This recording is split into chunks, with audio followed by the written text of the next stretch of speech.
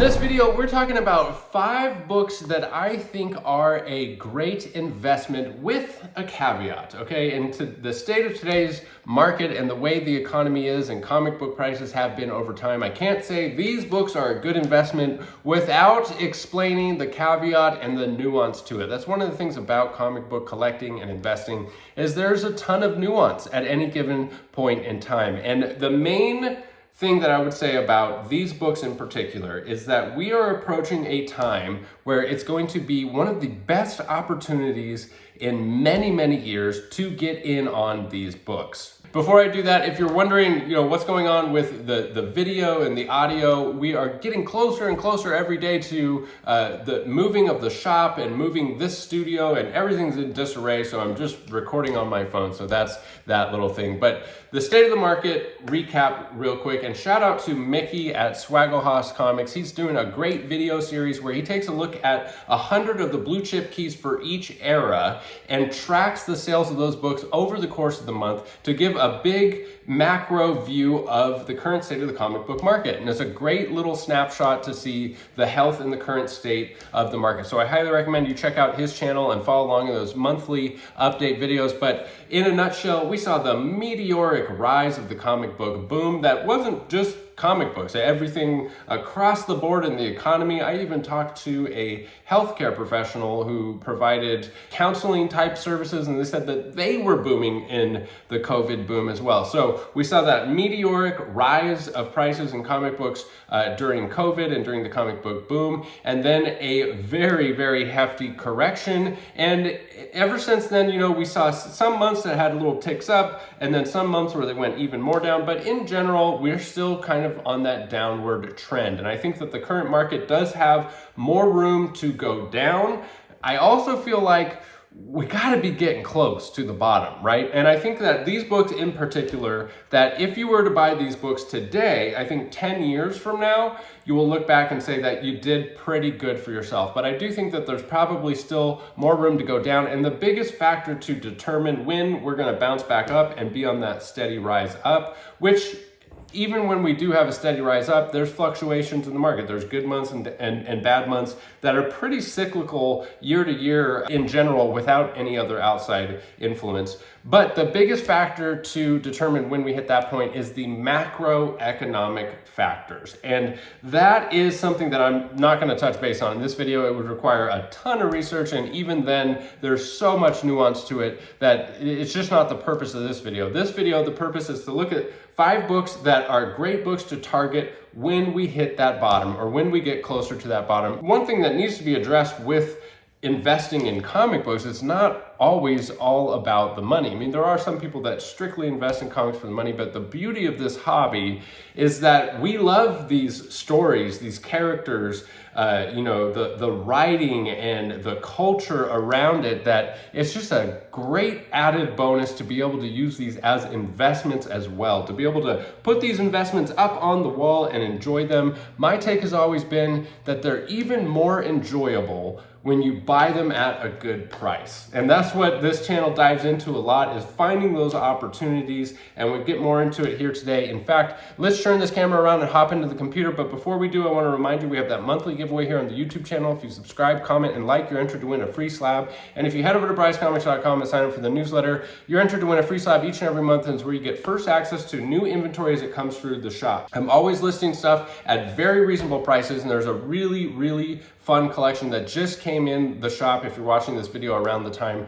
that it comes out. And there's good deals to be had on my website, and that newsletter is where you'll get first access. I'm kicking myself. Somebody picked up just recently, I listed something too low and I honored the price. So sometimes there's actually really good deals, not to toot my own horn or anything. Decide for yourself, go check out the inventory, and make sure you use code COLLECT10 for 10% off all in-stock items at brycecomics.com. Let's turn this camera around and take a look at these books. Here we are on Key Collectors, starting off this list with Amazing Spider-Man number 300, the first full appearance of Venom with the classic cover by Todd McFarlane that we all know and love. And my recommendation for this book is in the 9.8 grade, which surprisingly has never come through my shop in a 9.8. I think it's just a coincidence because it is a book that changes hands quite frequently, even in the 9.8 grade. There's 77 copies that have changed hands so far this year, which is pretty much on par for years past.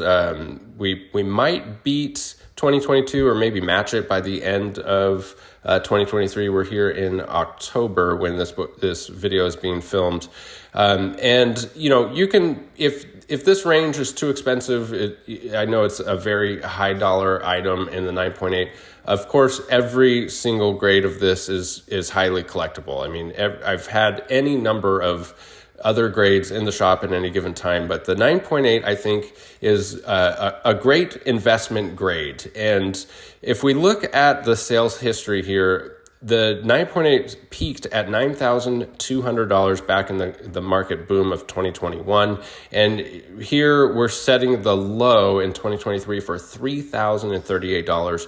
So it's at about 30% of the value of it was at its peak, which is why I think, we're probably approaching a time where this is a great book to get in on, because when and if there's any kind of surge in the market, this is one of those books that people gravitate towards first because of that classic cover, because of the key significance, because of the fanfare and culture around the character of Venom.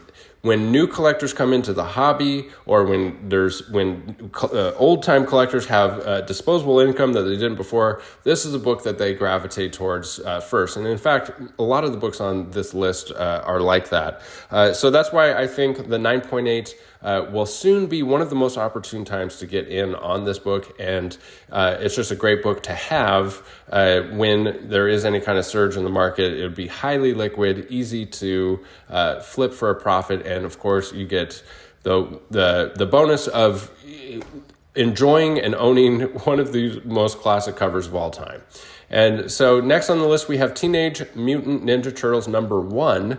So this is a book that has seen a massive pullback, and it's interesting how much of a pullback we've seen on this with how few sales there are of it. We had a record-breaking sale in 2021, actually 2 sales in 2021 over the $200,000 mark, and then in 2022, only 2 sales. This is for the 9.8 grade, which I know is a crazy, amount of money to even look at.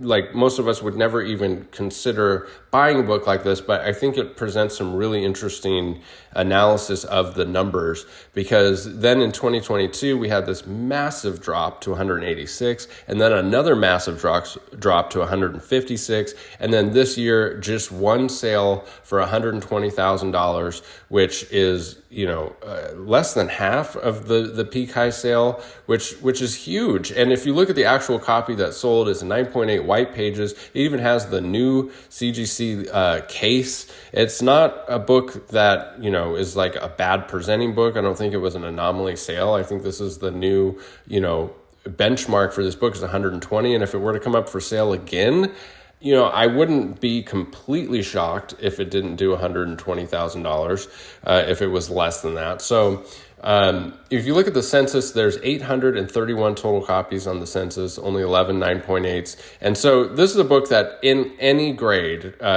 is highly collectible and super expensive as well. There's a couple alternatives with the variants. You've got the second print and the third print, which had the exact same cover at a much higher print run. Fun little fact about this, here is the actual, a picture of the actual original 3,000 print run of Teenage Mutant Ninja Turtles #1. And you can see why it's so difficult to get in high grade because of the way they were packaged. I don't know if these were shipped like this, or if maybe they went and picked them up from the printer like this, but either way, there's all this room in the box. They're packaged like like newspapers, because essentially they were printed and distributed like newspapers. Nobody was thinking they were going to be a $250,000 collectible at some point. This is issue number 2 here. This is another one of those books that just has so much nostalgia behind it that it sees these meteoric rises in value, which is what we saw when the comic book market boom happened. And I think you could be in a position to prime yourself to be on, you know, the winning end of this if you get in at the right time. The next book on the list here is Star Wars #1, another book that I'm really surprised has never come through the shop in a 9.8.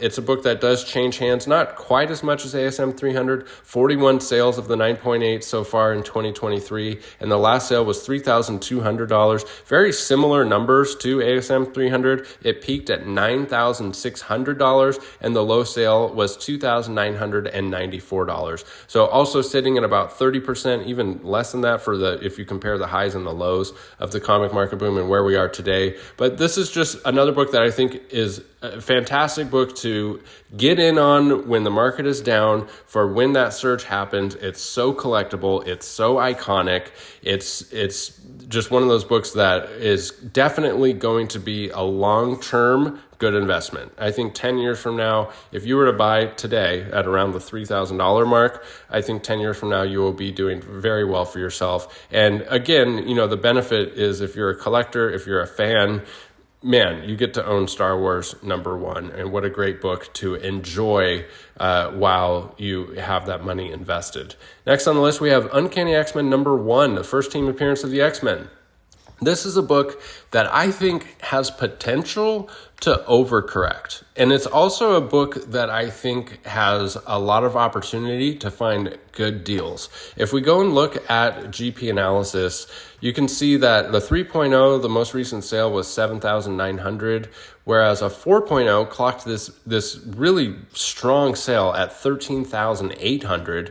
And around the same time, actually, in September, the 4.5 sold for, it's what seems like an anomaly low, but maybe not. Maybe that is, you know, the new price for this, but there's $9,400 was the last sale in September. So after this sale, after the $9,400 sale for the 4.5, a 4.0 sold for $13,000, way more than the 4.5. So the point here is that there are good deals, and this could just be that there was nobody in the room at that time that had the money and was only willing to buy it at like a really good I can flip it price. Whereas the 4.0 that sold for $13,000, maybe there was 2 people in the room that really wanted it and got into a little bit of a bidding war. But it's on track with the last 3 sales in August. So again, just a book that if you have the money and you're in the room when these auctions happen, you could find yourself a really good deal. And this is also a book that just had this meteoric rise during the comic boom. Look at this, 4.5. The high sale for a 4.5 clocking in at $32,000, a staggering number for this book. It's sitting at less than 30% of that for the low. And so same thing as the other books here. I think it's a great book to be holding if you can get in around this new low that we're either at or approaching for the next time there's any kind of surge. This is one of those books that is so iconic and so many people gravitate towards it when they have the opportunity. Next on the list, we have House of Secrets #92, the first appearance of Swamp Thing. This is a book that always surprises me how much fervor there is around this book. I mean, it just touches the website and it's sold. Classic cover here by Bernie Wrightson, and the sales of this book, I think this book is another one where there is opportunity and to keep your eyes peeled for good deals. Here you can see an 8.5 sold for $26.40, whereas an 8.0 sold for $33.60. And this was in September. The 8.0 sold for $33, and this was in August. So the 8.0 sold after the 8.5 for substantially more than the 8.5. Another example of, you know, there are great opportunities out there in today's market with the state of the economy. If you have the funds, to be watching for these deals and jump on them when they come up. So there you have it, guys. 5 books that I think are a great book to be holding, especially if you got them in towards the bottom. Anytime we see a flourishing market, the books on this list see very healthy rises in prices. Don't forget, we do that monthly giveaway here on the YouTube channel. If you subscribe, comment, and like, you're entered to win a free slab. And head over to BryceComics.com, sign up for the newsletter, get entered to win a free slab, and get first access to new collections, new inventory when it comes through the shop. Follow me on Whatnot for $1 starts on awesome books. There's a link down in the description for $15 towards your first purchase on Whatnot if you're new. And I always have books in the Buy It Now for $15, so you can stop by and pick up a free book. Lastly, follow me on Instagram for trades, for grails, and other fresh content over there. Thank you, as always, for sticking with me to the end of the video. We'll catch you in the next one. Bye.